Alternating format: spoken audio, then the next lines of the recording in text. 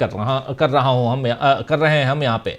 और सैकड़ों लोग लेकिन बीमार पड़े हुए हैं और कुछ लोग आईसीयू में भर्ती भी हैं। वैसे ये मामला 24 दिसंबर से चल रहा है। लोग शिकायतें कर रहे हैं कि पीने के पानी में कोई खराबी है, क्योंकि लगातार लोग बीमार हो रहे थे। ये बात 24 तारीख से 24 दिसंबर से चल रही थी। लोगों की शिकायत आ रही थी, सरकार से पहले भी शिकायतें हो रही थी। लेकिन कल जब मौतों की संख्या बढ़ने की खबर आई और शहरी विकास मंत्री कैलाश विजयवर्गीय ने एनडीटीवी के पत्रकार अनुराग द्वारी ने जब इस बारे में सवाल किए, तो पलटकर जिस ढंग से बदसलूकी उनके साथ कैलाश विजयवर्गीय ने की, बदसलूकी से जो जवाब दिया, उसमें बीजेपी और घिर गई है। आपको बता दूं कि पहले तो विजयवर्गीय ने अनुराग द्वारी से कहा कि क्या फोकट का प्रश्न करते हो, और फिर भी उन्होंने आगे अपनी बात रखी कि मैं वहां से होकर आया हूं। तो विजयवर्गीय ने डांटने के अंदाज में कहा कि घंटा होकर आए हो।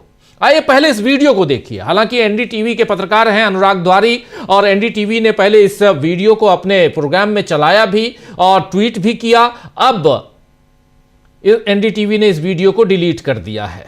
लेकिन चूंकि ये वीडियो ऑलरेडी सोशल मीडिया पर काफी वायरल है, सोशल मीडिया से ही लेकर एनडीटीवी को क्रेडिट देते हुए इस वीडियो को हम आप तक पहुंचा रहे हैं, इसलिए क्योंकि ये वीडियो बहुत जरूरी है देखना। इससे देश की सियासी हलचल जो है वो आप समझ पाएंगे। लेकिन सियासी हलचल के बीच जिस संजीदगी के साथ, जिस संवेदनशीलता के साथ राजनेताओं को काम करना चाहिए, वो भी जो संवैधानिक पद पर बैठे हुए मंत्री महोदय हैं कैलाश विजयवर्गीय, कद्दावर नेता हैं, कभी मुख्यमंत्री की कुर्सी की तरफ देखते थे, लेकिन वो ऐसी अगर बातें करें और बदसलूकी करें पत्रकार के साथ, तो एक पत्रकार होने के नाते यह हमारा धर्म बनता है, यह हमारा फर्ज बनता है कि हम उस वीडियो को आप तक पहुंचाएं। तो माफी मांगते हुए उन तमाम लोगों से जो इसे डिलीट करके आराम से बैठे हुए हैं, हमको यह वीडियो दिखाना होगा, हम दिखा रहे हैं। चलिए देखिए।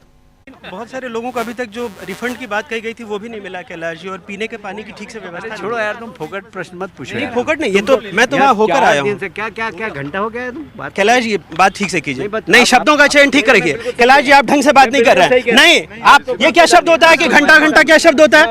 आप, मैं तो जाऊँगा, लहजा इनको सुधारने कहिए। इतने सीनियर मंत्री घंटा घंटा क्या बोलते रहते हैं? बात करने की तमीज नहीं है।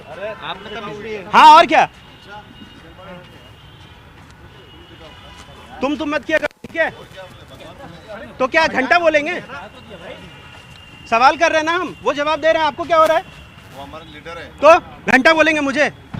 वो हमारे लीडर तो क्या करेंगे? हमारे 10 लोग मर गए, हम पूछे नहीं सवाल? कुछ भी बोलोगे कि हमारे क्या लीडर पूछा है? बोले हमने गाली दी है क्या? जाओ अपना काम करो।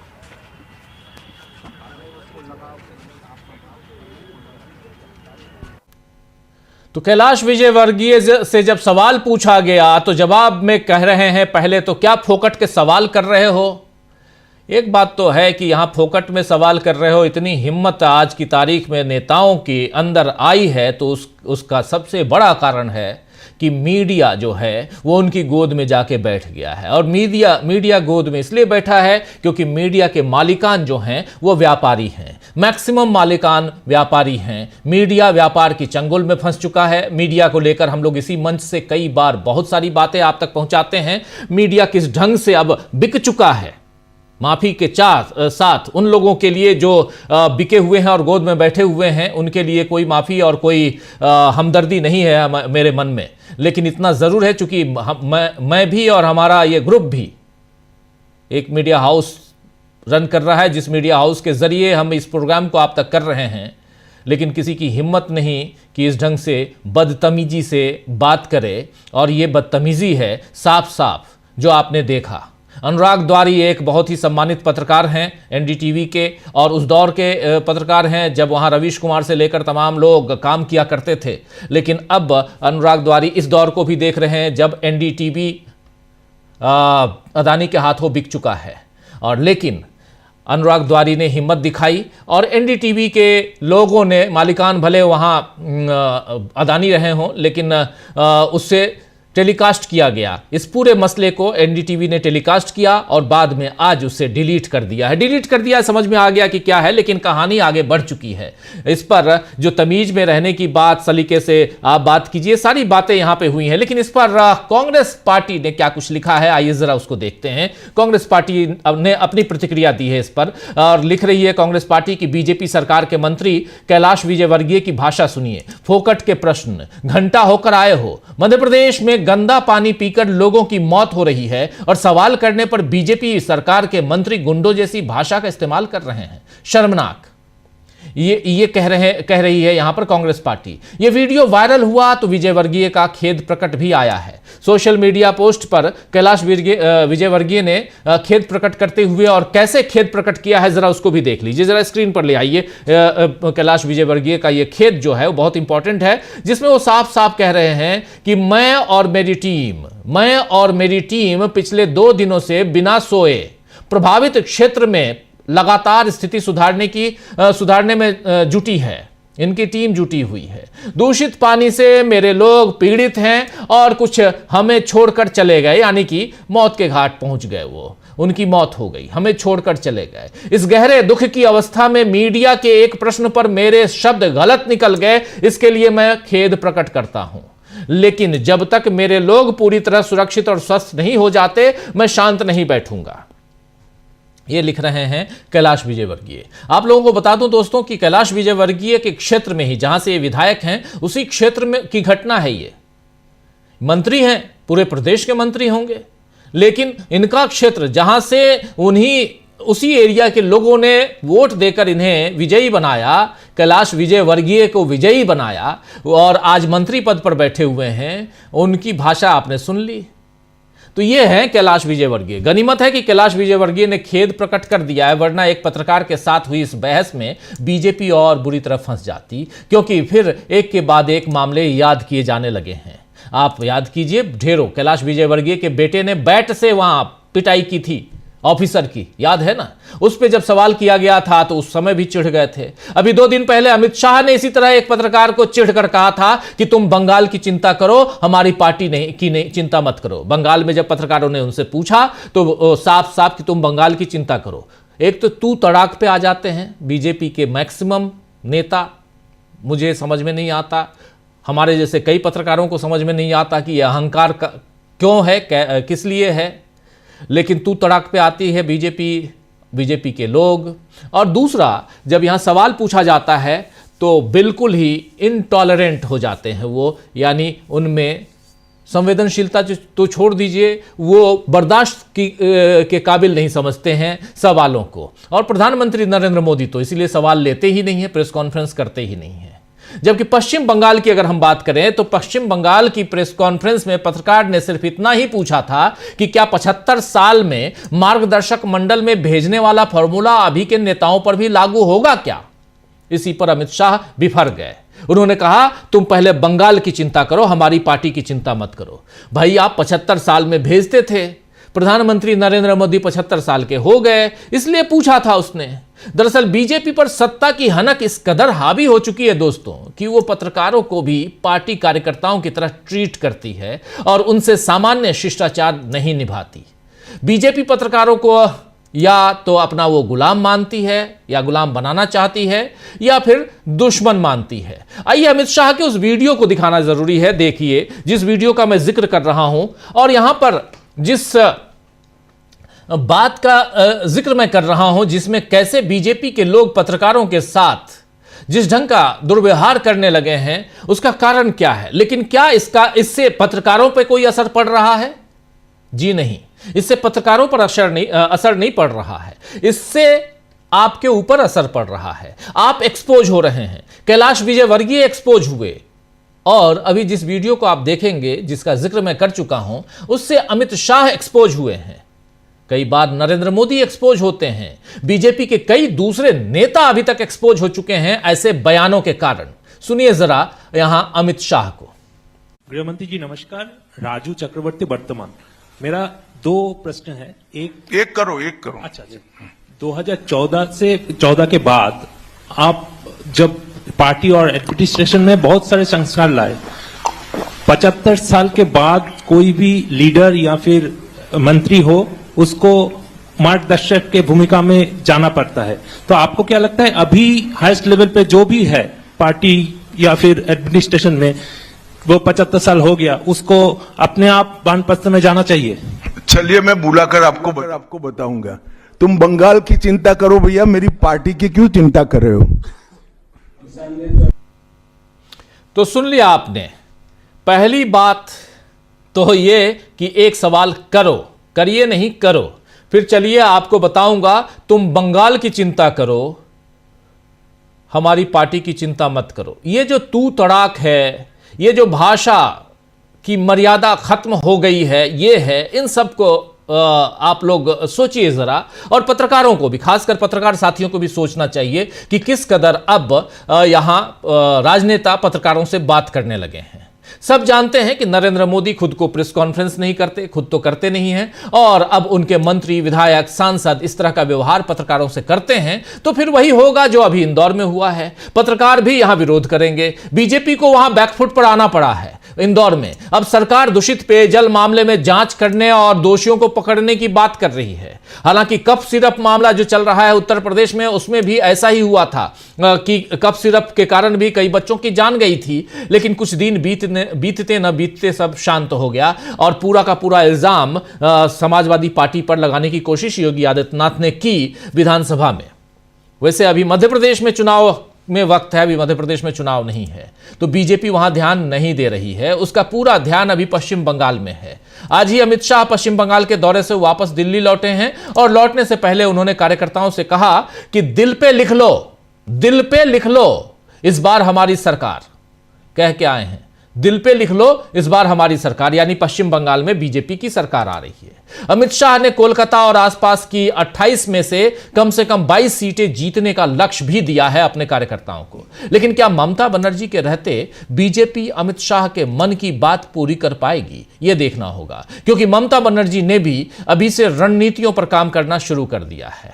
चुनाव आयोग को एसआईआर पर घेरने से लेकर राज्य में यानी पश्चिम बंगाल में धार्मिक सद्भाव का माहौल बनाने वाले तमाम फैसले ममता बनर्जी ले रही हैं, जिससे बीजेपी का हिंदुत्व का कार्ड फेल हो सकता है। और हाल ही में ममता बनर्जी ने न्यू टाउन में दुर्गा आंगन बनाने का काम शुरू किया है, जिसके बाद बीजेपी नेता अग्निमित्रा पॉल ने भी कहा कि मंदिर मस्जिद बनवाना सरकार का काम नहीं है। अब बीजेपी का नेता ही, जब यहां पर मंदिर बनवाने की बात हो गई तो अब अग्निमित्रा पॉल आके कह रही है मंदिर मस्जिद बनवाना सरकार का काम नहीं है। यानी यहां ममता बनर्जी ने बीजेपी को फंसा दिया है और दूसरी तरफ बीजेपी उधर इंदौर में फंसी हुई है। तीसरी तरफ आज ही उत्तराखंड में आप जान रहे हैं कि अंकिता भंडारी का मामला जो है वो तूल पकड़ता जा रहा है और बीजेपी के एक पूर्व विधायक ने इस्तीफा दिया है और आज 1 तारीख को उन्होंने अपनी पार्टी से खुद को अलग कर लिया है। तो आज चर्चा करेंगे दोस्तों कि क्या बीजेपी के लिए साल 2026 पहले दिन की शुरुआत हुई है, मुसीबतों से भरा होने वाला है, जिसकी झलक मध्य प्रदेश से लेकर पश्चिम बंगाल और उत्तराखंड में दिखाई दे रही है। इन तमाम मसलों पे बात करते हैं। चलिए, हमारे साथ कुछ वरिष्ठ साथी जुड़े हुए हैं, उनसे पहले आपका परिचय करवाता हूं और फिर आगे बढ़ते हैं। जरा स्क्रीन पर ले आइए हमारे तमाम साथियों को। लेकिन बहुत इंपॉर्टेंट है यहाँ जानना, समझना कि आखिर ऐसी भाषा क्यों हो गई है। आप किसी के साथ किसी भी ढंग की भाषा का इस्तेमाल अनौपचारिक तौर पे करते हैं और आपकी कितनी उनके साथ घनिष्ठता है उस आधार पे आप करते हैं वैसी बातचीत, कोई दिक्कत नहीं है। लेकिन जब औपचारिक बातचीत होती है, खासकर कैमरे के आगे आप बात करते हैं, तो भाषा की मर्यादा का ख्याल रखना चाहिए। मैं भी अभी इस वक्त प्रोग्राम कर रहा हूं, शब्दों का चयन करके ही आप लोगों के सामने रखता हूं कि कौन सा शब्द बोलना चाहिए, कौन सा शब्द नहीं बोलना चाहिए। कई बार थोड़ा सा सोचने के लिए, कुछ पल के लिए, कुछ सेकंड के लिए रुकना पड़ता है कि नहीं, ये शब्द नहीं, ये शब्द आना चाहिए। ये सारी चीजें चलती हैं जब हम लोग जुबान की बातें यानी कि बोलकर आप तक कुछ पहुंचाते हैं तब। इसलिए यहां बहुत जरूरी है, इन तमाम मसलों पे चर्चा होनी चाहिए। 3 साथी हमारे मौजूद हैं इस वक्त। अमलेंदु उपाध्याय जी हैं, प्रफुल्ल कोलख्यान जी हैं और हमारे साथ मौजूद हैं सिद्धार्थ जी। साथ में जुड़े हुए हैं प्रशांत टंडन जी भी और शकील अख्तर जी भी। आप पांचों का स्वागत है, इस्तकबाल है और स्वागत, इस्तकबाल। और नव वर्ष की एक बार फिर ढेरों शुभकामनाओं के साथ आप तमाम साथियों जो हमारे साथ जुड़ गए हैं उनका भी, जो जुड़ने वाले हैं उनका भी स्वागत करता हूं। फिर से सीधे आना चाहता हूं सबसे पहले सिद्धार्थ जी आपके पास। सिद्धार्थ जी, मध्य प्रदेश से शुरू करते हैं। बहुत गंभीर मामला है और मध्य प्रदेश में माफ़ी मांग लेने से, खेद प्रकट कर लेने से, माफ़ी नहीं मांगी उन्होंने, खेद प्रकट की है, दोनों में बहुत फ़र्क है। खेद प्रकट कर लेने से क्या काम हो जाएगा? यहाँ पर पत्रकार कि जो उनका पत्रकारों को 4 गालियां मिलती रहती हैं। हम आप सब हैं सड़क पे, 4 लोग, कोई कुछ बोल देता है, किसी को हम पसंद नहीं आते हमको गाली दे देते हैं, हम पसंद आते हैं तो प्यार भी मिलता है, सारी चीजें चलती हैं साथ साथ सिद्धार्थ जी। लेकिन जो बात वहां कैलाश विजयवर्गीय कर रहे हैं, ये इस बात को एक्सपोज करना यहां जरूरी है। और साथ में 13 लोगों की जान चली गई, कई लोग, 200 से ज्यादा लोग अभी भी बीमार पड़े हैं। 24 दिसंबर से लगातार शिकायत हो रही थी कि दूषित पानी आ रहा है, लेकिन कोई फर्क नहीं। और उसके बाद आप देखिए मध्य प्रदेश से बाहर निकलिए, पश्चिम बंगाल जहां से हमारे साथी प्रफुल्ल कोलख्यान जी जुड़े हुए हैं, वहां भी यही हाल है। वहां कोई मरा नहीं है और अच्छी बात है कि किसी की मौत क्यों हो, लेकिन वहां भी अमित शाह जिस ढंग से पत्रकारों से बात करते हुए सुने गए पत्रकार वार्ता में, उसके अलग अलग कड़ियों को जोड़िए तो वही नजर आता है कि जब मीडिया के सामने बीजेपी के नेता आते हैं तो इतने उद्वेलित क्यों हो जाते हैं, इतने परेशान क्यों हो जाते हैं? सिद्धार्थ जी। टीवी लाइव के सभी दर्शकों को 2026 नववर्ष की बहुत बहुत शुभकामनाएं।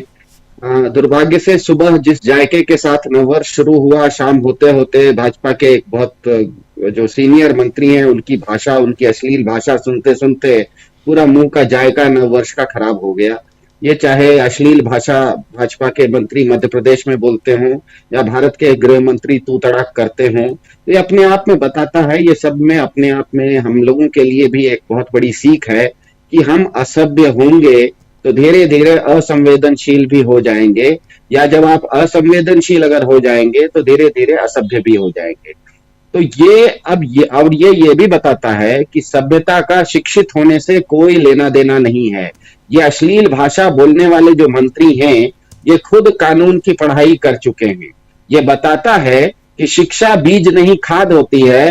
बबूल के पेड़ में खाद डालेंगे तो कांटे तेज उगेंगे और आम के पेड़ में खाद डालेंगे तो फल मीठे होंगे।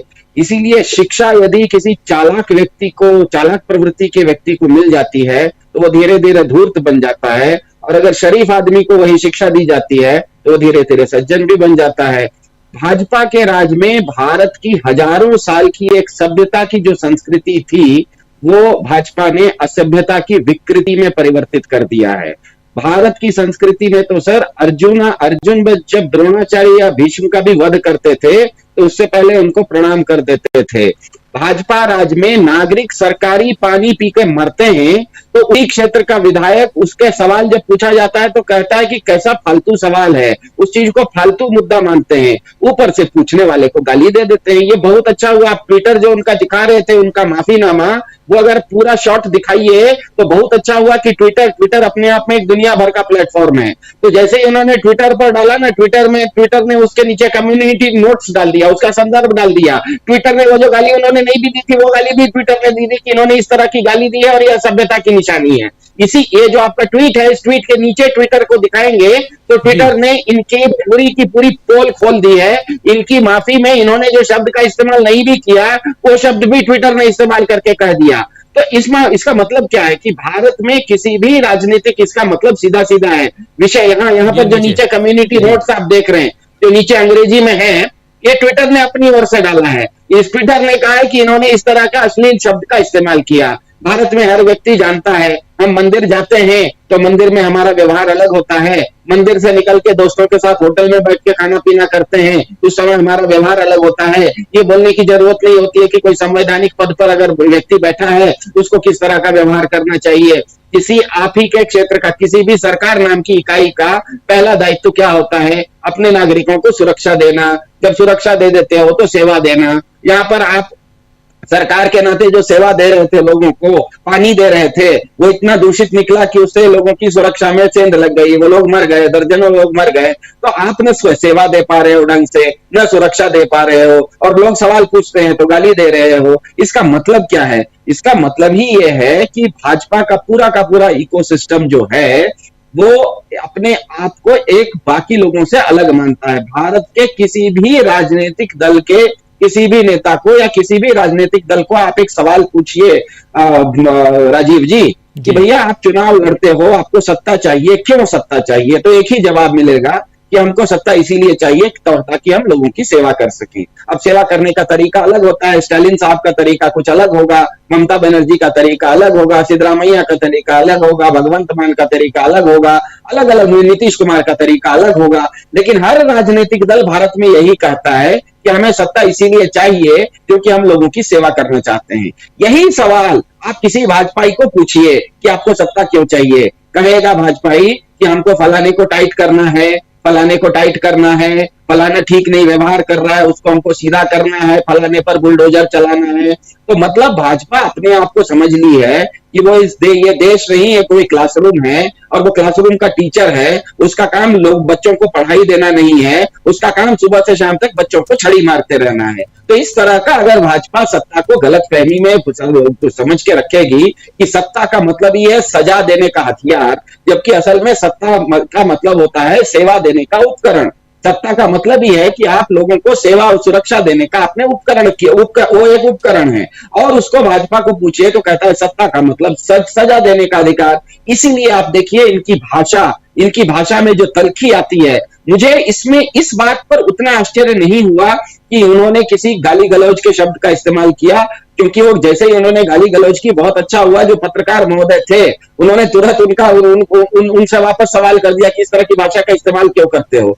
मुझे इनकी असंवेदनशीलता पर बहुत आश्चर्य होता है कि आपके क्षेत्र के 12 नागरिक मर गए थे, जब आपसे सवाल पूछा गया पानी के ऊपर, आपने कह दिया कि ये कैसा फालतू सवाल है। इसका मतलब क्या है कि आपकी संवेदनशीलता कहां चली गई है? आप इस देश के अपने आप को जनप्रतिनिधि मान रहे हैं या अपने आप को राजा मान रहे हैं? अगर आप जनप्रतिनिधि मानते तो आपके राज्य में अगर जनता पानी पी के मर रही है तो उसके प्रति आप इतने असंवेदनशील कैसे हो सकते हैं कि वैसे सवाल को कहिएगा कि ये तो फालतू सवाल है, ये तो फोकट का सवाल है। तो मुझे इसमें इनके जो भाषा में जो अश्लील शब्द का इस्तेमाल किया वो मुझे करने की जरूरत नहीं है, क्योंकि ट्विटर खुद कर रहा है। पूरी दुनिया में इन्होंने एक जो माफी मांगा उससे ज्यादा तो फजीयत इनकी हो चुकी। ट्विटर ने उस पर उस चीज को इन्होंने जो छुपाना चाहा उसको तो ट्विटर ने पूरी तरह से उघाड़ दिया। इन्होंने जो खेद व्यक्त करने का ट्वीट किया या माफीनामे का ट्वीट किया, उसके नीचे ट्विटर ने उन्होंने जो चीज को छुपाने की कोशिश की उसको उस शब्द का इस्तेमाल करके, उस अश्लील शब्द का इस्तेमाल करके ट्विटर ने तो इनको सारा का सारा इनको उघाड़ दिया। लेकिन मुझे ज्यादा इस पर चिंता यह है कि जब पहला सवाल पूछा गया कि आपके क्षेत्र में पानी पी के लोग मर रहे हैं, पानी की समस्या का समाधान क्या है, तो उन्होंने जवाब दिया कि कैसा फोकट का सवाल है। इसका मतलब ही है कि भाजपा ने इस देश की संस्कृति को विकृति बना दिया है और विकृति को अब वो संस्कृति के रूप में परोस रही है। ये हम सबके लिए एक सीख है, हम सबके लिए एक लेसन है कि अगर हम कहीं ना कहीं हमारी भाषा में असभ्यता आएगी, इसका मतलब ही है कि हमारे अंदर असंवेदनशीलता है, या तो हमारे अंदर असंवेदनशीलता आएगी तो हमारे भाषा में दिखने लग जाएगी। ये चाहे पर मध्य प्रदेश में हो चाहे बंगाल में हो, यही चीज तो ये बता रही है।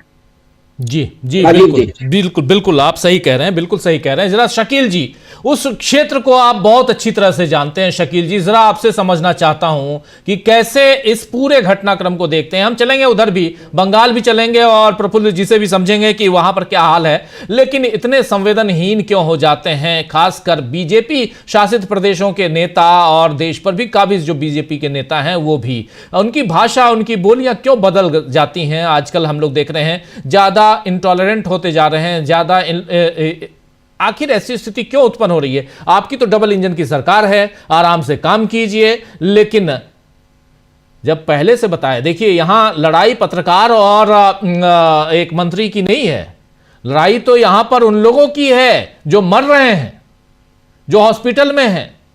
शकील जी, बहुत ही खराब स्थिति है ये, क्या कहें इसके बारे में। 11 साल हो गए, 11.5 साल हो गए, तब से मीडिया जो है वो इस तरह से डरने लगा, दबने लगा और जी हुजूरी करने लगा कि बीजेपी के नेताओं को वही आदत पड़ गई है। बीजेपी के नेता ये पहले भी थे, वाजपेयी के राज में भी इनसे सवाल पूछा जाता था, मगर तब हालत इतनी खराब नहीं थी। लेकिन आज की स्थिति यह है कि यह अभी आपने देखा, अमित शाह वाला आपने बताया, इससे पहले के और कई मामले हैं कि इन्हें बर्दाश्त ही नहीं है कि इनसे कोई सवाल पूछा जाए। जो हम कहें उसको नोट करो और ले जाके दिखा दो, जो हम कहें उसको कैमरे में कैच करो और ले जाके दिखा दो। और कैलाश विजयवर्गीय जो हैं वो पहली बार थोड़ी ऐसा बोल रहे हैं।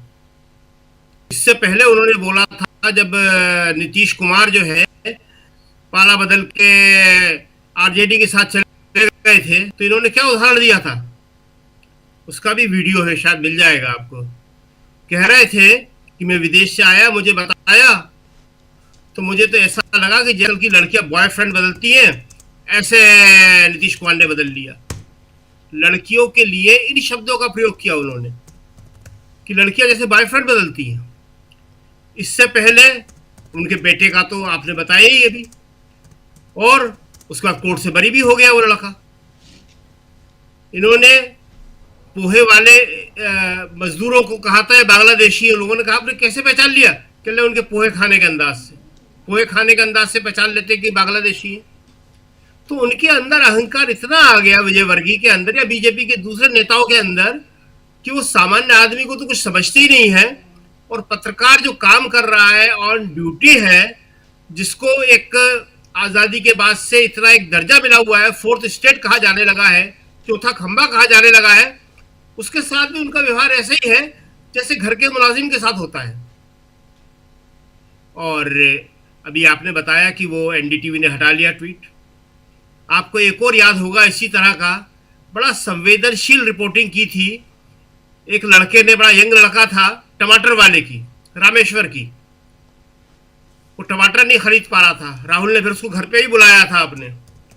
वो लड़का भी गायब हो गया, बड़े चैनल में था वो, और उसके बाद उस लड़के को इतना वो पॉपुलर हो गया और इतना अच्छा उसने सवाल किया था। अच्छे सवाल हम उसके मानते हैं टीवी वालों के, जो कम सवाल पूछ के वो सारी बात निकलवा ले।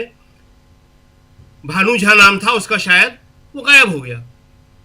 अब अनुराग द्वारी के लिए भी ये समस्या पैदा कर सकते हैं कि जिस तरह से उन्होंने काउंटर किया,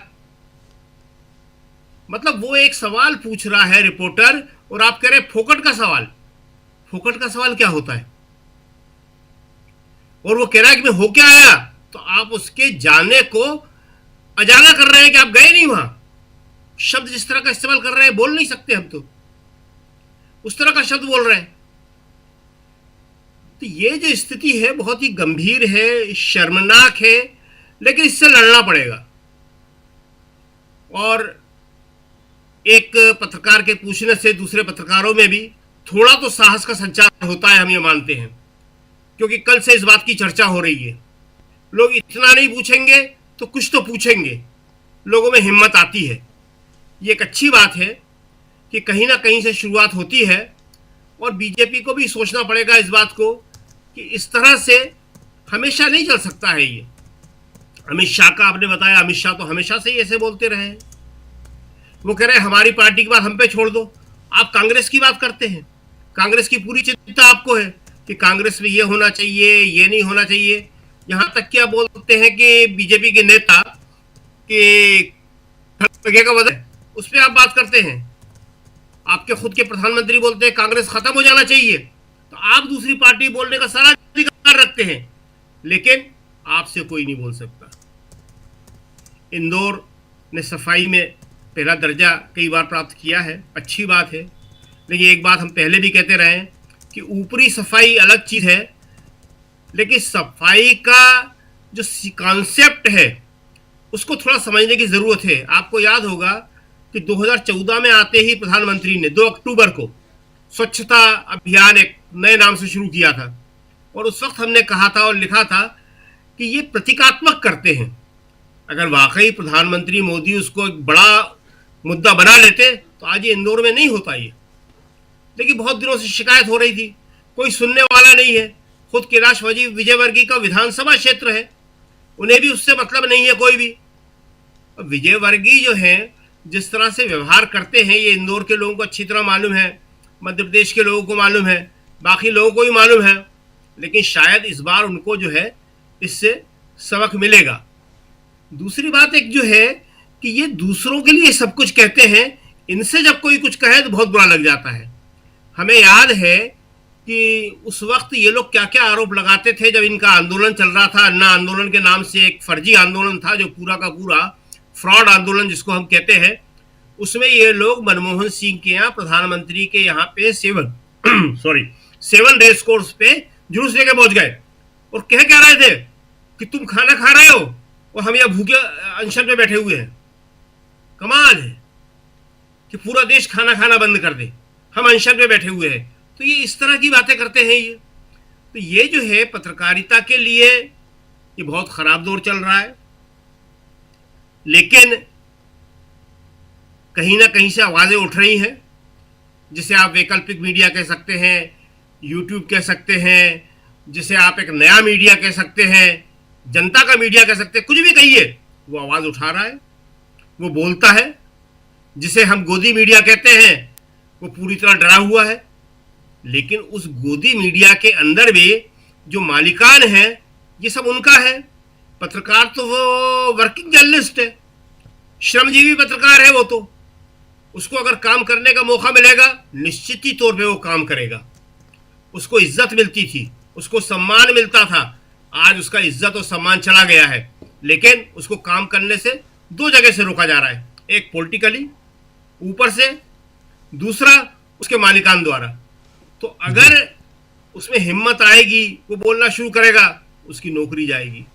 आज के तारीख में बिना नौकरी के कोई नहीं रह सकता, इसलिए उन्हें अपनी नौकरी की चिंता करना है। तो इसलिए वर्किंग जर्नलिस्ट को हम उतना दोषी नहीं मानते हैं। दोषी ऊपर बैठे हुए लोग हैं। वो लोग जो है पत्रकार को, प्रेस को पूरी तरह सप्रेस कर देना चाहते हैं। और पत्रकार और प्रेस सप्रेस हो जाएगा, खत्म हो जाएगा। आपकी खबर यहाँ नहीं छपेगी तो न्यूयॉर्क टाइम्स में छपेगी। क्या क्या लिख दिया न्यूयॉर्क टाइम्स ने कि पूरे भारत के संस्थाओं की आपने धज्जियां उड़ा दी, खत्म कर दिया आपने, भारत शामिल ले जा रहे हैं। बीबीसी बोलेगा, डॉक्यूमेंट्री बनाएगा, लोग तो चुप नहीं होंगे ना। वो भारत में भी बोल ही रहा है मीडिया, आप बोल ही रहे हो, डीबी लाइव बोल है, आखिर और भी लोग बोल रहे हैं, सब बोल ही रहे हैं। तो ये नहीं हो सकता कि आज की तारीख में के लिए देशों से मुसीबतें बढ़ेंगी। केंद्र में उनकी मदद करने वाले लोग बैठे हुए हैं, लेकिन मध्य प्रदेश के अंदर, मध्य प्रदेश की राजनीति में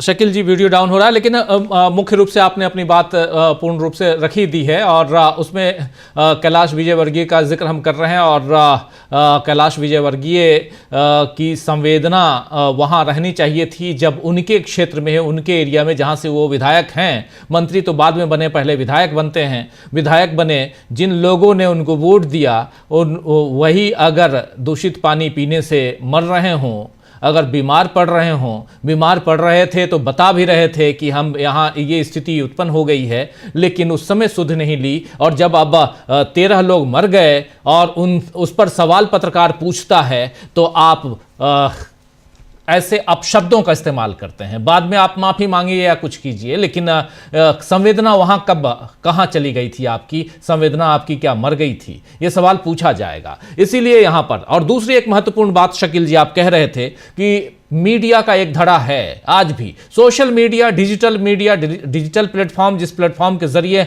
हम और आप जुड़े हुए हैं इस वक्त। हालांकि अभी से थोड़ी देर पहले, आजकल पिछले सप्ताह भर से YouTube में कुछ अपडेशन चल रहा है जिसके कारण हो ये रहा है कि बीच बीच में वीडियो डाउन हो जाता है। और मैसेज भी आता है YouTube से कि ग्लोबली उसमें दिक्कत है, कहीं कुछ और अपडेशन चल रहा है, तो वो मैसेज भी आते हैं, लेकिन वो डाउन होता है। तो इसलिए कई लोग, हमारे कई सारे साथी उसका खामियाजा भुगतते हैं, क्योंकि वीडियो नहीं आ रहा है, सुन नहीं पा रहे हैं हमको आपको। लेकिन फिर भी अब ये प्लेटफॉर्म है यूट्यूब का, और जिसके ज़रिए, जिसके सहारे हम आप तक पहुंचते हैं दोस्तों।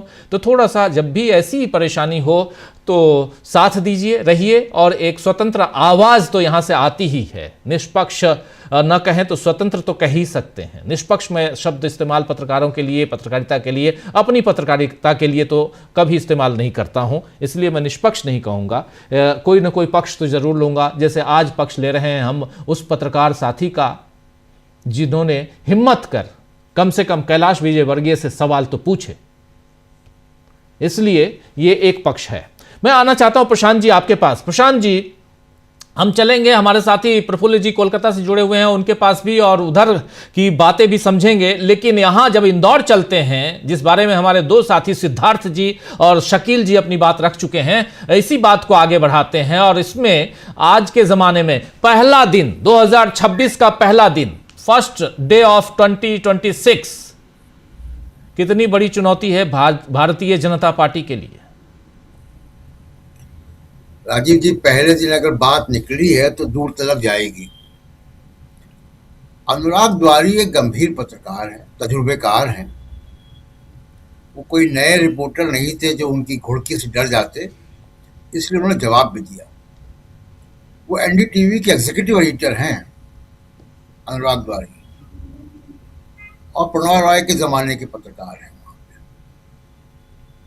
उनको, कैलाश विजयवर्गीय को अनुराग द्वारी का न तजुर्बा दिखाई दिया, ना वो कैसे पत्रकार दिखाई दिया। उनको लाल रंग का माइक दिखाई दिया एनडीटीवी का, जो अडानी खरीद चुके हैं।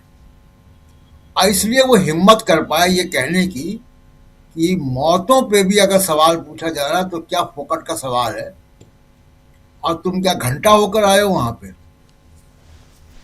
सोशल मीडिया ने इनके हाथ में घंटा पकड़ा दिया है। देखिए, बीजेपी, ये एरोगेंस कहां से आ रहा है, वही जो आप लोग चर्चा कर रहे हैं कि मीडिया का एक धड़ा, गोदी मीडिया जिसको कहा जाता है, वो गोदी मीडिया सरकार के, केवल सरकार को की वाहवाही नहीं करता है, वो बीजेपी के लिए जमीन भी बनाता है। और जिस नफरत की राजनीति को बीजेपी करती है, उसकी पूरी खेती यही गोदी मीडिया करता है। नफरत का पूरा जो बीज है वो यहां बोया जाता है। ये उनकी टूल किट का हिस्सा है ये। तो इसलिए कैलाश विजयवर्गीय हिम्मत कर पाए ये कहने की। अगर एनडीटीवी के मालिक अभी प्रणव रॉय होते तो शायद कैलाश विजयवर्गीय का जवाब वो होता है जो उन्होंने बाद में ट्वीट में लिखा। ये बड़ा इंपॉर्टेंट यहाँ पे ये जानना है कि क्या ये क्यों ऐसा हो रहा है। आप देखिए, अभी आपने दिखाया कि किस तरीके से अमित शाह बर्ताव कर रहे हैं मीडिया से कि तुम अपनी फिक्र करो, बीजेपी की फिक्र मत करो। क्यों भाई, बीजेपी कोई क्लब है? बीजेपी कोई क्लब है? उसके सारे मैटर इंटरनल मैटर होते हैं। पॉलिटिकल पार्टी है, सरकार में है, जनता के प्रति जवाबदेही है। और अगर आप आडवाणी, मुरली मनोहर जोशी, कैलाश, तमाम लोगों को आप रिटायर कर देंगे 75 साल के होने पर, तो कलराज मिश्रा को, तमाम लोगों को आप रिटायर कर देंगे, तो आपके ऊपर सवाल तो खड़े होंगे जब मोदी 75 साल के हो जाएंगे कि उनके ऊपर वो कानून लागू क्यों नहीं हो रहा। और अभी राजनाथ सिंह इसी साल 75 साल के होंगे तो क्या उनके ऊपर वो लागू होगा? तो सवाल तो है वो। लेकिन मुख्य तौर पे मीडिया पे मैं आता हूँ राजीव जी। मीडिया में देखिए, बीजेपी की जो एरोगेंस है, बीजेपी का जो पूरा सत्ता चलाने का सिस्टम है, उसमें मीडिया का एक बड़ा इंपॉर्टेंट रोल है। चुनाव आयोग इत्यादि जो है ही, लेकिन मीडिया का एक बड़ा रोल है। और मीडिया को उन्होंने जेब में रखा हुआ है, और मीडिया वैचारिक रूप से भी वो मीडिया इनके साथ है। लेकिन अब ये जो घटना हुई है, आज की घटना जी, आप देखिएगा जिस तरीके से ये सोशल मीडिया पे विमर्श पैदा हुआ है इस पे, वो ये बात बहुत आगे तक जाएगी। अब तमाम बीजेपी के जो मंत्री हैं, चाहे वो राज्य के मंत्री हैं, राज्य सरकारों के मंत्री हैं, जो केंद्र सरकार में मंत्री हैं, या जो भी जवाबदेह है किसी भी पब्लिक कॉज के प्रति, मीडिया का माइक उसके मुंह तक जाएगा। अब आप देखिएगा ये सिलसिला निकल पड़ेगा, और जब ये सिलसिला निकलेगा तब इनको जनता के बीच में सही आईना जो है वो दिखाया जाएगा। तो मीडिया में जैसा अभी शकील जी ने कहा कि हिम्मत जुटेगी, हिम्मत बिल्कुल ये आप देखिएगा कि अगले 15 दिन के अंदर ये आप दिखाइएगा कि जगह जगह अब लोग इनके मुंह पे माइक जो है वो डालेंगे, इनके मुंह के सामने माइक लेकर आएंगे और ये पीछे के दरवाजे से बाहर जाया करेंगे। सामने से इनकी हिम्मत नहीं पड़ेगी जहाँ मीडिया हो, पहले किसी को पूछेंगे बाहर जाके देखो कि मीडिया है कि नहीं, और जिस रास्ते में मीडिया नहीं होगा उस दरवाजे से निकल के जाएंगे। ये स्थिति आएगी इनकी।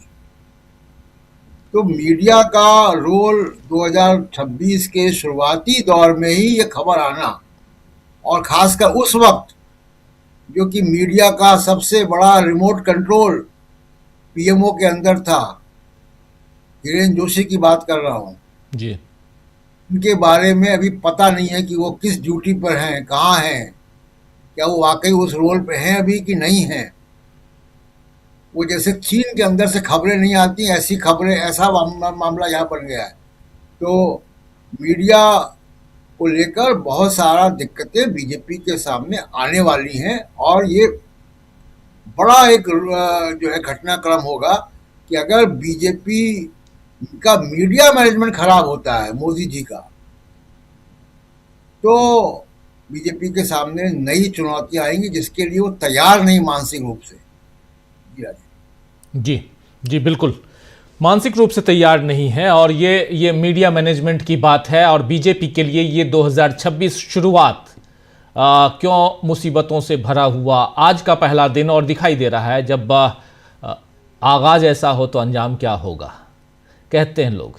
और अंजाम तक पहुँचे हैं, लेकिन उससे पहले बहुत सारी समीक्षाएं हम लोग कर रहे हैं। और ये साल अभी 365 दिन में से पहला दिन निकला है, अभी 364 दिन बाकी हैं। प्रफुल्ल जी, ज़रा आपसे समझना चाहता हूँ, पहले तो यहीं इंदौर की बात आपसे करना चाहता हूँ, सेकंड राउंड में आऊँगा तो ज़रूर उधर आएंगे और पश्चिम बंगाल की भी बात करेंगे। इसको आप कैसे देखते हैं? और सबसे बड़ी चीज़ कि क्या आपको भी लगता है कि जहां संवेदनाओं की, संवेदनशीलता की बात होनी चाहिए, वहां पर विजय वर्गीय जैसे नेता क्यों फिर बैकफुट पे नजर आते हैं, क्यों अहंकार से भरे हुए नजर आते हैं? क्या एक लगातार और किसी भी ढंग से जीतने की जो एक फितरत हो गई है उस कारण ये अहंकार दिखाई दे रहा है? क्या यहाँ से ये दिखाई दे रहा है, जैसे अभी कह रहे हैं दिल पे लिख लो कि हमारी ही सरकार आ रही है, वहाँ पश्चिम बंगाल में बार बार राहुल गांधी को बता रहे हैं, अब तक देखिए अब राहुल गांधी को समझा रहे हैं अमित शाह कि आप क्यों हार रहे हैं। बहुत बढ़िया है, राहुल गांधी अमित शाह को अपना अब क्या बोलूँ मैं, क्या पद दूँ, मैनेजर नियुक्त कर लें, यही कहूँगा। जब आप समझा रहे हैं कि कैसे आप हार रहे हैं, क्यों हार रहे हैं, और अमित शाह बता रहे हैं, तो इससे बेहतर और क्या होगा कि कम से कम राहुल गांधी उन्हीं से बता लें, पूछ लें कि मैं जीतूंगा कैसे, यही बता दो तुम। मिलकर काम करने के लिए तो उन्होंने कहा कि अगर काम दिया जाएगा तब ना काम करूंगा। अभी तक उनको कोई काम दिया नहीं गया है, और जो आपने जो बताया कि 28 में से 22 का टास्क उनको दिया गया है कि वो चुनाव इसमें जीत करके आए, तो वो तो देखेंगे अगले चरण में। बात करते हैं कि वो कहाँ से वो सीट निकालने की बात बोल रहे हैं, कहीं 22 ही न रह जाए, 77 से निकल करके उनके मुंह में घी शक्कर न बस जाए कि वो 77 से 22 पर आकर के टिक जाए। 65 पर तो है अभी, तो 22 पर ही आकर न टिक जाए। बहरहाल देखिए, विजय वर्गीय जी के जो पिछली बार इनके जो पुत्र थे, आकाश शायद नाम था, आकाश विजय वर्गीय जी, उन्होंने जो आपने जिनके पिटाई की चर्चा की, शायद 2019 की घटना है, उस समय में भी चुनाव का माहौल था, तो लग रहा था कि चुनाव पर इसका असर पड़ेगा। लेकिन जनता जब इस बात को नहीं अगर महसूस करेगी, जनता कब जागेगी और इनके व्यवहार को समझेगी? ये दूसरों को अपने बराबर समझते ही नहीं है, समानता का सिद्धांत यहाँ लागू होता ही नहीं है। एक दूसरे को न सिर्फ अपने से छोटा बल्कि ओछा भी मानकर चलते हैं। तो ये छोटे और ओछेपन से दूसरों को देखते हैं और अपने आप को विक्टिम बताते हैं कि लोग हमें गाली दे रहे हैं। जो भारतीय जनता पार्टी समान लोगों की बात या डाउन ट्रोडन लोगों की बात या हाशिए के लोगों की बात की राजनीति करने वाली अपने आप को बताती है, उस भारतीय जनता पार्टी को ऐसे लोगों के प्रति उनका कोई संवेदनशील रवैया होता ही नहीं है। और खुद इंदौर में ही सुमित्रा महाजन के साथ जिस ढंग से इन लोगों ने ट्रीट किया, उस ट्रीटमेंट को याद कीजिए कि वो किस प्रकार विफरीत थी। अब इनका ये कहेंगे कि आंतरिक मामला है। आंतरिक मामला आपका कुछ भी हो सकता है, लेकिन आंतरिक मामला का तो बहिर्गत प्रभाव होता ही है, लोग उससे प्रभावित होते हैं, उससे हमारे चरित्र की परिभाषा होती है। तो ये इस तरह के, जबकि सुमित्रा महाजन लोकसभा की अध्यक्षा थी और काफी उनका अपना व्यक्तित्व था इंदौर में, अब उस इंदौर में ये सक्रिय हैं और इनकी अंदरूनी राजनीति का भी ये मामला है। इस बार अभी तक कैलाश विजयवर्गीय को पश्चिम बंगाल का प्रभारी नहीं बनाया गया था। पिछली बार जब वो हुए थे तो कुछ कमाल उन्होंने किए थे, जो भारतीय जनता पार्टी की शायद आंतरिक रिपोर्ट में भी होगा, कुछ लेन देन का भी मामला था और जो क्या क्या मामला था वो लोग जानते हैं, लेकिन आरोप लगे थे कि उन्होंने कुछ इस तरह का व्यवहार किया था, अपने पद का लाभ उठाया था, उसको मोनेटाइज किया था। आजकल इसको मोनेटाइज करना कहते हैं, जो प्रभार मिलता है उसका मोनेटाइजेशन हुआ था, तो कुछ लाभ उनको मिला था। तो खैर ये तो उनकी अपनी राजनीति है, तो ये वो कर रहे हैं और अब देखिए कि क्या होता है। लेकिन हाँ, ये बात जरूर है कि पश्चिम बंगाल की राजनीति इस बार काफी उद्वेलित करने वाली है और कई कारणों से उद्वेलित करने वाली है। और उसका जैसे इन्होंने ये जवाब दिया, दीदी ने जो कहा है, बाद में इस पर बात करेंगे सेकेंड राउंड में, लेकिन काफी उद्वेलित करने वाली बात है। और लगता है कि इस बार काफी यहाँ पर हिंसा की घटना भी हो सकती है। भारतीय जनता पार्टी की जो तैयारी है, अब सरकार इसको किस ढंग से नियंत्रित करती है, कौन सी बात करती है, क्योंकि चुनाव की घोषणा अभी हुई ने शुरुआती दौर में ही पिछले साल यानी कि 2025 के आखिरी दिनों में जो जगह जगह से गैर कानूनी हथियार पाए गए हैं, निकाले गए हैं, खोजे गए हैं और इनका संबंध बिहार से जोड़ा गया है कि बिहार से ये आ रहे हैं, तो वो असल में इसकी घोषणा होती है, ये लाइन क्लियर है और इसे आने दिया जाए।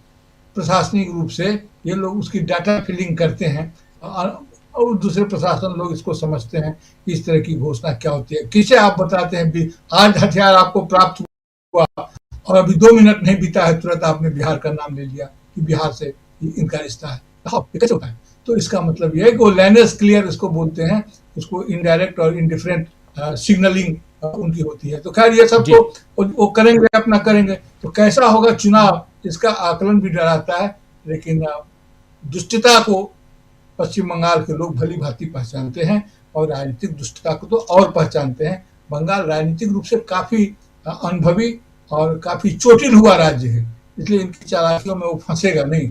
अगले राउंड में बात करते हैं सर बंगाल पर। जी, बंगाल की बात और करते हैं विस्तार से। आता हूं जल्दी से अमलेंदु जी आपके पास। अमलेंदु जी, कैसे देखा जाए, आप कैसे देखते हैं इस पूरे घटनाक्रम को जो कैलाश विजयवर्गीय वाला मामला है? देखिए राजीव जी, कैलाश विजयवर्गीय जी ने जो उनको संस्कार मिले संघ की शाखाओं से, उनका खुले दिल से प्रदर्शन किया है। मन की बात जो है उन्होंने खुलकर कही है, तो इसके लिए वो साधुवाद के पात्र हैं कि जो संघ के संस्कार उनको मिले उनका उन्होंने अच्छे तरीके से प्रदर्शन किया। उस पर कोई आवरण ओढ़कर उन्होंने नहीं रखा कि मन में कुछ हो और जुमा पे कुछ हो। तो जो उनके मन में था वो उन्होंने उसको प्रकट कर दिया, भली बाद में माफ़ी मांगनी पड़ी हो, माफ़ी क्या खेद प्रकट किया उसको, लेकिन उन्होंने अपने संस्कार जो थे वो संस्कार वही प्रदर्शित किए जो उनको संघ की शाखाओं में मिले होंगे। मैं ऐसा समझता हूं कि ये इसीलिए इस तरीके की बातें उन्होंने जो सब कही वो कही। लेकिन राजीव जी, इन संस्कार के साथ साथ एक और जो बात यहाँ महत्वपूर्ण है, और वो महत्वपूर्ण यही है कि इतने संवेदनशील मुद्दे पर जो पाषाण हृदय व्यक्ति होता है राजीव जी, वो भी इतना ज्यादा असंवेदनशील कैसे हो सकता है कि 1 दर्जन से ज्यादा लोग आपके ही क्षेत्र के, वो जिनकी जान चली जाए, और आप उस पर कहें कि घंटा होके आए हो। तो घंटा तो खैर बच गया उनका। अब घंटा किसने बजाया, चैनल के मालिकान ने बजाया कि इनके मालिकान ने बजाया, किसने बजाया इनका घंटा ये तो पता नहीं, लेकिन घंटा तो इनका बच गया। हालांकि एक समय में ये मुख्यमंत्री पद के दावेदार भी थे, वो समझे जाते थे कि मुख्यमंत्री बनेंगे। उसके बाद फिर इनको समझा दिया गया कि आपको कुछ बड़ा दिया जाएगा, तो बड़ा है इनके पास कुछ, तो इस तरह सवालों के जवाब दे रहे हैं। अरे भाई, आपकी नाराजगी अगर डॉक्टर मोहन सिंह यादव से है, या आपकी नाराजगी शिवराज सिंह चौहान से है, या आपकी नाराजगी नरेंद्र मोदी से है कि उन्होंने आपको मुख्यमंत्री नहीं बनाया, तो उसका गुस्सा आप किसी पत्रकार पर क्यों उतार रहे हैं? आपके चूंकि विभाग का मसला है तो इसलिए आपसे पूछा जा रहा है, आपके विधानसभा क्षेत्र का मसला है, तो आप अपना फ्रस्ट्रेशन जो आपका मोदी जी से है या अमित शाह जी से है कि उन्होंने आपको मुख्यमंत्री नहीं बनाया और पर्ची निकाल के डॉक्टर मोहन यादव को, आपके बगल के ही हैं, उनको मुख्यमंत्री बना दिया, तो इतना फ्रस्ट्रेशन में क्यों चले गए हैं? और इतना ज्यादा फ्रस्ट्रेशन तो भाई राजनीति छोड़ दीजिए। राजनीति में अगर राजनीति इस तरीके का फ्रस्ट्रेशन होगा कि मैं कुछ बन पाया कि नहीं बन पाया, तो हो गई राजनीति। व्यापार कीजिए, व्यापार में ठीक है, व्यापार में फ्रस्ट्रेशन होता है कि आज 4 पैसे कम पैदा हुए, 4 रुपए का फायदा होना था, फायदा 2 रुपए का हुआ, तो 2 रुपए का नुकसान समझा जाता है। तो व्यापार करो भाई, राजनीति में क्यों? राजनीति में तो नफा नुकसान सब होता है, चुनाव जीते भी जाते हैं, हारे भी जाते हैं। अर्श पर बैठा हुआ व्यक्ति फर्श पर पहुंच जाता है, फर्श पर बैठा हुआ अर्श पर आ जाता है, सिंहासन मिल जाता है। तो राजनीति में सब कुछ चलता है। तो आपको एक तो पहले जिम्मेदार होना पड़ेगा। कई बार कि आप मंत्री हैं, आप वहां के महापौर भी रहें, जिस जहां की घटना है वहां के महापौर भी रहें, तो आपको तो बहुत ज्यादा संवेदनशील होना चाहिए। थोड़ा आपके विधानसभा क्षेत्र का मामला, तो आप इतनी ज्यादा असंवेदनशील हो जाएं और इस तरह की बात करने लगे तो मोदी जी पे जो आपका गुस्सा है वो निकल कर यहाँ आ जाए कि उन्होंने आपको बंगाल के प्रभारी पद से भी हटवा दिया था, अभी तक आपको नहीं बनाया है वहां का प्रभारी भी, और आपको मुख्यमंत्री भी नहीं बनने दिया। तो ये गुस्सा मोदी जी पे निकालिए भाई। मोदी जी आए तो उनके सामने कहिएगा, घंटा तुमने मुझे कुछ नहीं करने दिया। भाई पत्रकार से घंटा क्यों कह रहे हो? घंटा जिससे कहना है उससे कहो, जिस पे आपका गुस्सा है। तो मुझे लगता है राजीव जी इसमें उनकी ज्यादा गलती नहीं है वर्गीय साहब की, क्योंकि उनका गुस्सा मोदी जी पर था। मोदी जी पर तो निकल नहीं सकता, वो निकल गया अनुराग द्वारी पर। तो अनुराग द्वारी को भी उनको दिल से माफ कर देना चाहिए। मोदी जी भी दिल से माफ कर देते हैं इसी तरीके से, तो उनको भी दिल से जो है कैलाश विजयवर्गीय जी को माफ कर देना चाहिए। लेकिन राजीव जी, अगर अनुराग द्वारी माफ कर भी दें तो क्या विजयवर्गीय को देश माफ कर देगा? सवाल ये भी है। अनुराग द्वारी के माफ कर देने से या एंटी टीवी ट्वीट डिलीट कर दे, उससे पाप धुल जाएंगे कैलाश विजयवर्गीय जी के? ये तो संभव नहीं है। लेकिन एक बात जरूर है राजीव जी कि अब संघर्ष ये है कि मालिक किसका तगड़ा है, मतलब वर्गीय जी का मालिक तगड़ा है कि अनुराग द्वारी का तगड़ा है, अब ये देखना है। हालांकि कहा यह जाता है कि जो वर्गीय जी के मालिक हैं वो अनुराग द्वारी के मालिकों के सामने नतमस्तक रहते हैं, ये भी कहा जाता है। तो अब ये राजीव जी, मुझे लगता है 2 मालिकों की ऊपर वाले जो उनकी लड़ाई हो गई कि भाई मेरे प्यादे ने तुम्हारे प्यादे को कुछ कह दिया, तो ये भी झगड़ा एक है।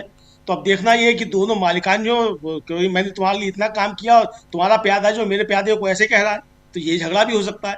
बहरहाल अगर ये झगड़ा भी है तो ऊपर निपटना चाहिए था। इसमें बीच में पत्रकार को एक को लाने की जरूरत थी। भैया वो वेतनभोगी पत्रकार है, अपना काम कर रहा है ईमानदारी के साथ। मोदी जी के मित्र के चैनल में काम करते हुए अगर वो जनता के सवाल पूछा है राजीव जी, ये तो बहुत हिम्मत वाला काम है। वरना तो लोग नौकरियां छोड़कर भाग जाते हैं, मालूम पड़ता है कि वो मोदी जी के मित्र खरीदने वाले हैं। क्रांतिकारी भले ही कितने बड़े हों, लेकिन अगर वो उस चैनल में रहकर भी और सवाल पूछ रहा है तो ये तो हिम्मत वाला काम है, जज्बे वाला आदमी है इसका मतलब। तो कुल मिलाकर राजीव जी, मुझको लगता है कि ये मामला जो है ये सिर्फ इतना भर नहीं है कि एक मंत्री से सवाल पूछ लिया, उसने घंटा कह दिया। ये कुल मिलाकर राजीव जी, ये घंटे जितने भी बांधे फिर रहे हैं बीजेपी वाले, उनके संस्कार जो है इस घंटा के रूप में सामने आ रहे हैं। अब मोदी जी चाहे घंटा बजवाएं और चाहे डंडा बजवाएं, कुछ भी बजवाएं, लेकिन जो असली संस्कार है भारतीय जनता पार्टी के, उनका प्रकटीकरण कैलाश विजयवर्गीय जी ने बहुत ईमानदारी के साथ कर दिया है। जी जी, बिल्कुल सही आप कह रहे हैं, वो प्रकटीकरण ईमानदारी के साथ हो गया है। और कैलाश विजयवर्गीय यहाँ बुरी तरह फंस चुके हैं। कैलाश विजयवर्गीय से इतर ज़रा और बाहर निकले। और पश्चिम बंगाल में कल जो हम लोगों ने देखा, सिद्धार्थ जी एक बार फिर आपके पास आना चाहता हूँ।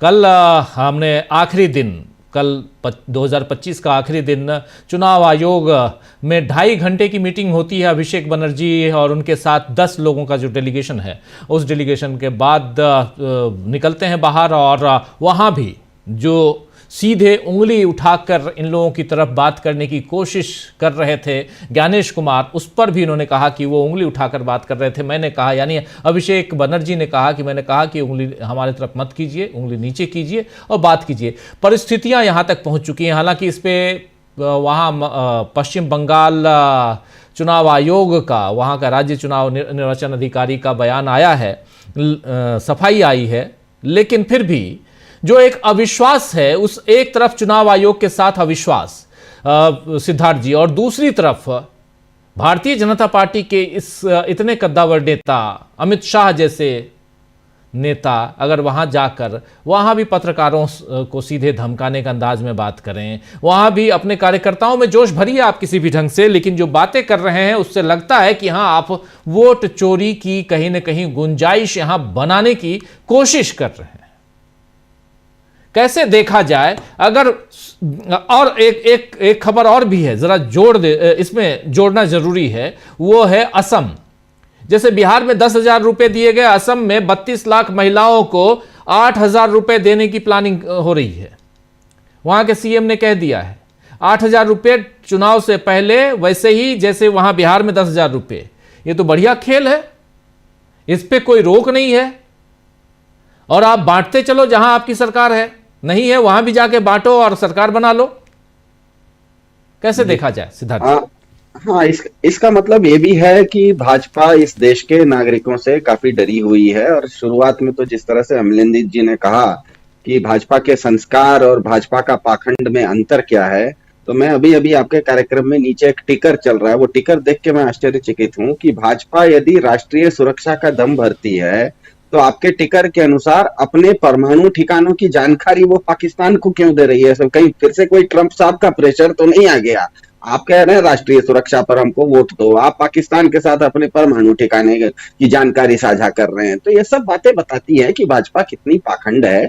और आता हूं अब बंगाल के ऊपर, SIR के ऊपर और वोट चोरी के ऊपर। एक चीज बहुत स्पष्ट, क्योंकि हम लोग कभी कभी आप कार्यक्रम में बुला लेते हैं तो हम थोड़ी देर के लिए आपके चैनल पर आके बैठ जाते हैं, लेकिन उसके अलावा हमारी जो वृत्ति है वो हम लोग, मैं और मेरी टीम रिसर्च करते हैं। तो रिसर्च का उपयोग मीडिया वाले भी करते हैं, कुछ स्वतंत्र लोग भी करते हैं, कई बार कुछ राजनीतिक दल भी करते हैं। तो रिसर्च जो करते हैं हम, जो डाटा है वो डाटा के अनुसार रिसर्च करते हैं। उसका लाभ हानि देखना मेरा काम नहीं है, वो एक मैथमेटिकल रिसर्च होता है। तो एक चीज अभी रिसर्च से धीरे धीरे स्पष्ट होती जा रही है कि इस गलतफहमी में इस गलतफहमी से ना इस देश को अब निकल जाना चाहिए कि SIR विपक्ष का वोट काटने की कोई साजिश है। SIR बीजेपी की साजिश है देश के नागरिकों को प्रजा बनाने का। नागरिक सर्वोच्च होता है, सरकार नागरिकों के अधीन होती है, लेकिन वहीं पर राजा सर्वोच्च होता है और प्रजा राजा के अधीन होती है। SIR की जो पूरी प्रक्रिया है वो इस देश के गरीब ग्रामीण श्रमजीवी सज्जनों के खिलाफ बीजेपी की एक स्पष्ट साजिश है, क्योंकि लोकतंत्र में सीधा सा नियम होता है कि नागरिक सरकार चुनता है। भाजपा के राज में सरकार अभी नागरिक चुन रही है, सरकार तय करती है कि तुम नागरिक हो या तुम नागरिक नहीं हो। तो लोकतंत्र के तो सीधा उल्टी गंगा बह रही है। लोकतंत्र में तो नागरिक सरकार चुनता है, यहाँ पर पहले सरकार ही नागरिक को चुन रही है। तो मतलब जहां जहां SIR होगा वहां का हर नागरिक अपना वोटर ID कार्ड बनाने की जो पूरी प्रक्रिया है, उस पूरी प्रक्रिया के अंतर्गत जाने के बाद सरकार नाम की इकाई से भयभीत हो जाएगा। 2024 में इसका कारण है 2024 के जनवरी को, मतलब 2 साल पहले की बात कर रहा हूं, 2024 के जनवरी को याद कीजिए, भाजपा को लगता था कि देश की जनता उसके प्रोपेगेंडा में पूरी तरह आ चुकी है, इसीलिए 400 पार, आरक्षण पर मार, ये सब नारे उसने दिए, एकदम खुल के ये सब नारे दिए।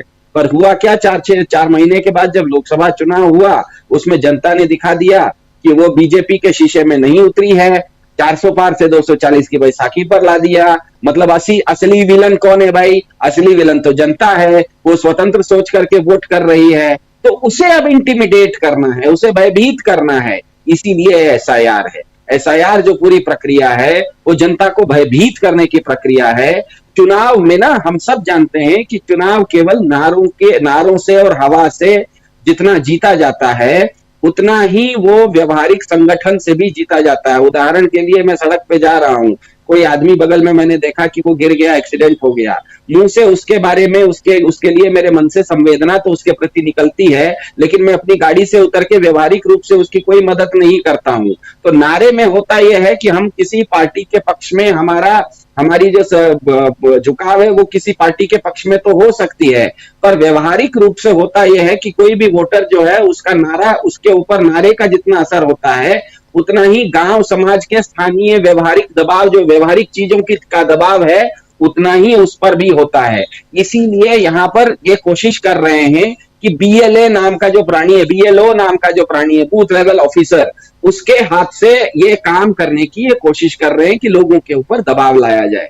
लेकिन ये दबाव मुझे नहीं लगता है कि बंगाल में बहुत ज्यादा काम आएगा, क्योंकि बंगाल में कुल मिला के 80,000 बूथ है। इन्होंने नया लिस्ट बनाया है, उसमें 13,000 और ऑक्सिलरी बूथ बनाए, मतलब एक ही बूथ का थोड़ा सा एक्सटेंशन है। मोटा मोटी आप 80,000 बूथ मान के चलिए। उसमें 77,000 बूथों में टीएमसी के बीएलए हैं। बीएलए नाम का जो प्राणी होता है वो हर पार्टी अपना बीएलए चुन सकती है, अपना बीएलए अपॉइंट कर सकती है, और बीएलए का काम होता है, उसका अधिकार होता है। बीएलओ जहां भी होता है, जो कि चुनाव आयोग का केंचुआ के तरफ से एक व्यक्ति लगाया जाता है, उसका वो छाया बन के वो बीएलओ जहां जहां जाएगा बीएलए वहां जा सकता है। तो इसमें होगा ये कि भाजपा से ज्यादा लोग, टीएमसी के पास 80,000 में से 77,000 बूथों पर बूथ लेवल एजेंट्स हैं।